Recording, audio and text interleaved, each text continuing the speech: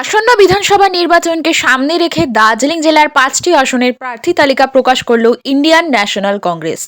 সোমবার জেলা কংগ্রেস কার্যালয়ে বিধান ভবনে সাংবাদিক বৈঠকের মাধ্যমে প্রার্থীদের পরিচয় করানো হয়। এই বৈঠকে উপস্থিত ছিলেন জেলা নেতৃত্ব ও প্রার্থীরা। জেলা সভাপতি সুবিন ভৌমিক জানান, মানুষের সমর্থন নিয়ে কংগ্রেস জয়ের আশায় লড়াইয়ে নামছে।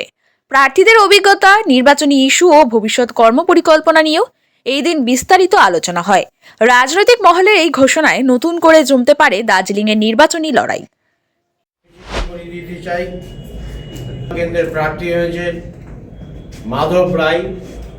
মধ্যেই প্রচার, যেটা হয়তো দলীয় প্রার্থীকে সামনে রেখে আমরা প্রচার করতে পারিনি, কিন্তু আমরা যে আমাদের সাংগঠনিক প্রচার, বিভিন্ন অঞ্চলে অঞ্চলে সভা, বিভিন্ন বুথে কর্মী নিয়োগের ব্যাপারে যাতে পোলিং এজেন্ট আমরা পর্যাপ্ত পরিমাণে দিতে পারি, সেই প্রক্রিয়া আমরা চালাচ্ছি।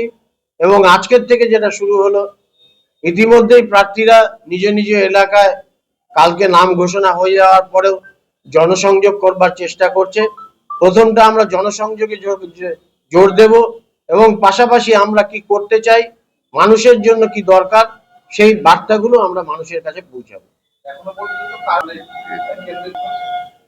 কেন্দ্রীয় নেতৃত্ব অবশ্যই আসবে, রাজ্য নেতৃত্বও আসবে, কেন্দ্রীয় প্রথম সারির নেতা নেত্রীরা আসবে এবং দু একদিনের মধ্যেই আমরা তালিকাটা ঘোষণা করতে পারবো।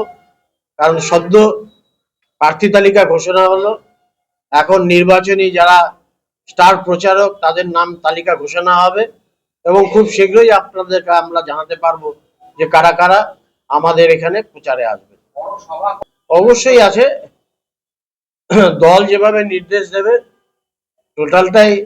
আমরা তো একটা আঞ্চলিক দল নয়, আমরা একটা সর্বভারতীয় দল এবং রাজ্য কংগ্রেস আমাদেরকে যে নির্দেশ দেবে আমরা সেই অনুযায়ী প্রচার কাজ চালাবো।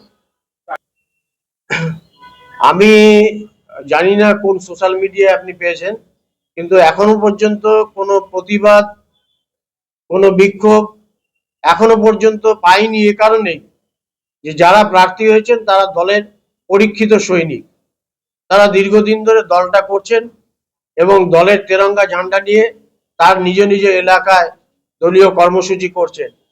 আমার জানা নেই যে দলের মধ্যে কোনো ক্ষোভ বা বিক্ষোভ আছে কিনা।